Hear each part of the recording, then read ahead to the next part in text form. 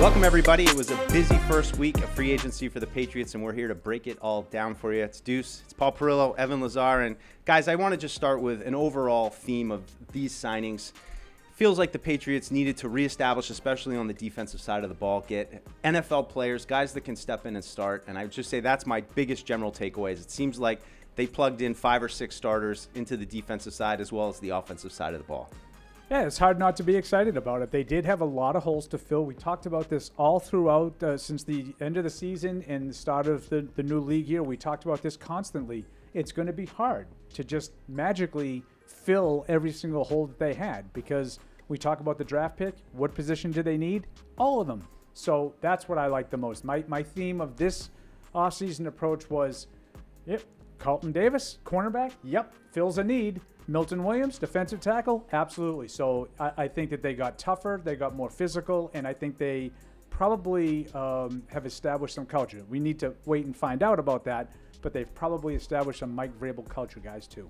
Yeah, it definitely looks like they looked at the defensive side of the ball and saw a lot of the same needs that we've been discussing. Game wrecker on the defensive line, edge setter, Harold Landry, run-stuffing linebacker, and Robert Spillane, number 2 corner, Carlton Davis. And they really went out there and added all those pieces in one day, which is encouraging. I think this is genuine encouragement about what they've done on that side of the ball. And hopefully it continues with a few more signings. And that way when we get to the draft, they're not reaching on players at positions of need as much as maybe they had to last year. So I think that's the part that they're trying to get to is at 4 overall, but even throughout the entire draft, let's put ourselves in the position where we can take the best player available and start stacking talent on this team versus we really need a left tackle, and so now we have to draft a left tackle, and I think that's encouraging. So, guys, let's drill down on some of these prospects. I mean, it's Milton Williams, probably the big fish, I would call him, 4-year deal, 26 years old, only missed 1 game over the last 4 years.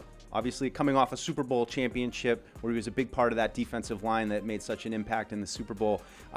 When we finally sign Milton Williams, all right, this is our guy now. Just really disruptive. You had so much uncertainty with Christian Barmore, Devon Godshaw now with the Saints. They didn't really have anything along the defensive line. Some questions if Milton Williams was a product a little bit of the great talent surrounding him on the defensive line, but I think when you watch him, he's disruptive. He's got a great motor. He's making plays back downfield. It just seems like he's the kind of guy that you want to really start as the centerpiece of the defense. I don't think he can do it alone, but for that front that badly needed an addition, I think he's a great first add to build around. Yeah, you look at this scheme that Vrabel wants to run. He's used the word aggressive multiple times. They want to be a little bit more up the field on the defensive line and attack the line of scrimmage that way, or play on the other side of the line of scrimmage, I think is the verbiage he likes to use. So when you look at Milton Williams, that's his skill set. He is not 330 pounds and just going to eat space. He's a 290-pound penetrating 3-technique defensive lineman that's going to get up the field and wreck games and make plays. And I think that's what they need to make this scheme work. If you're going to run this scheme, they need that Jeffrey Simmons piece like they had in Tennessee to allow it to thrive, especially in the front 7. So I look at Milton Williams and I look at how they used Jeffrey Simmons down in Tennessee for years with Vrabel and Terrell Williams, and I assume that Milton Williams is going to play a very similar role. Yeah, and when you go into free agency like this, especially at the top end, and Milton Williams is at the top end of what was available this year. He was one of the best, if not the best, free agent available, right? So they're always going to come with questions. And you mentioned, who he played around, and there's also the question about, how much he has actually played, because he's never really even played half the snaps. So you're making progressions. You're paying for a guy for what you think he's going to be. And you think he's going to be able to increase that production playing, closer to a full-time level. And he's not going to be reliant on Jalen Carter and Jordan Davis and those other great defensive linemen in Philly. So if these guys had no warts, no question marks, they wouldn't be available. I mean, Philly would have gone to great lengths to make sure they signed him, re-signed him. But you can't be positive. So for me, everything Evan said about this guy, the disruption, the potential for disruption, I think of Chris Jones. I think of, stars of the past like Aaron Donald. I'm not asking him to be that, but if he can play in that kind of style and be a percentage of that, I think it'll be a huge win for the Patriots. And I think back to last year, they were really interested in Christian Wilkins. They weren't able to get it done.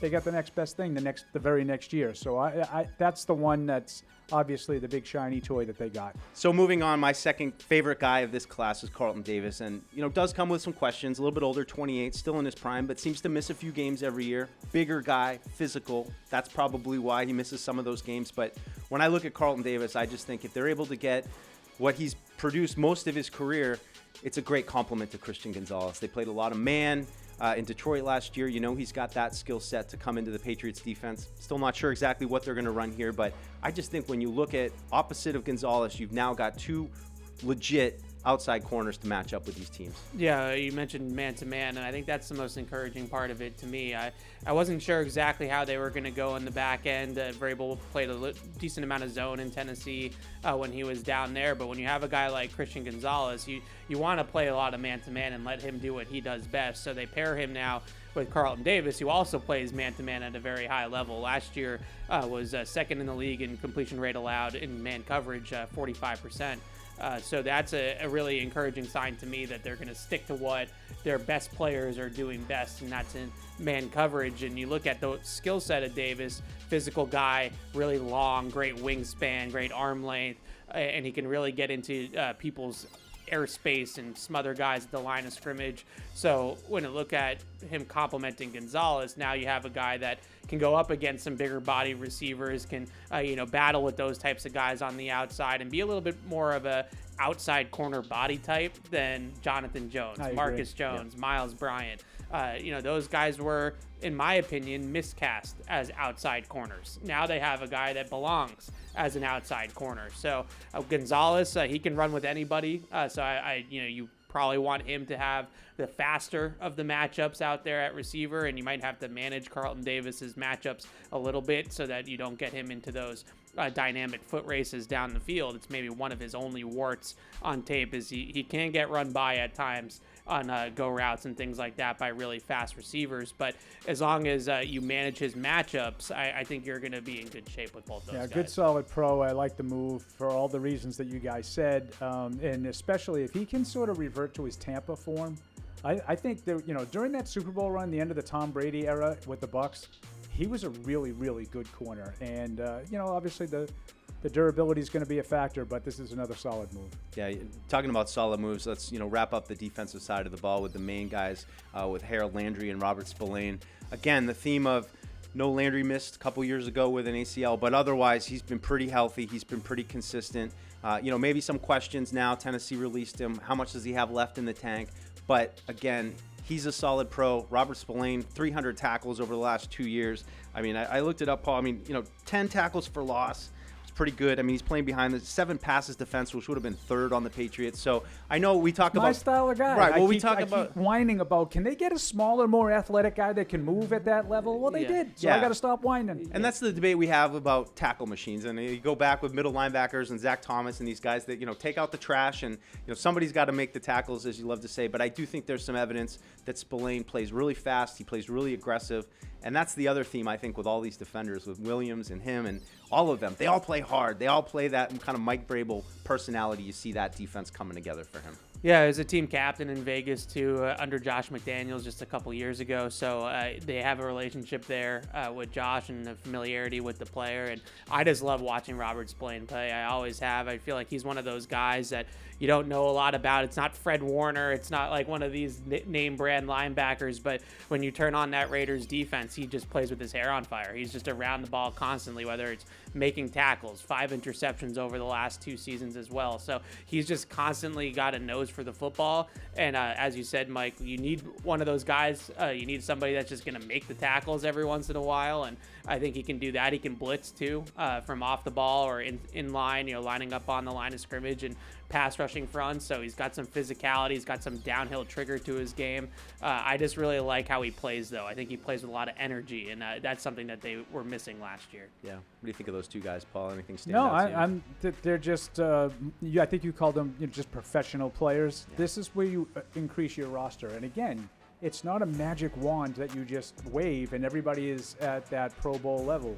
You need to take steps, and these two guys are going to be allowing you to take steps toward improving your overall defense. Now you got to sort of worry about the other side of the ball a little bit. And, I don't want to step on your toes, Mr. Host. Oh, we're going there. Don't worry. Take it there. My favorite guy was Morgan Moses. Let's go. And I understand he's at the end of the line. There's durability factors at play here with a 34-year-old right tackle. But the guy is so tough. He played through a variety of injuries last year. If, and I know it's a big if, you can get him to, say, play 14 games, 13, 14, 15 games, I think he completely solidifies that right side of the line next to Onwenu. And at least you have that part of it. Last year they had leaks everywhere. You wanted to slide coverage over here, well, this side was going to be a problem.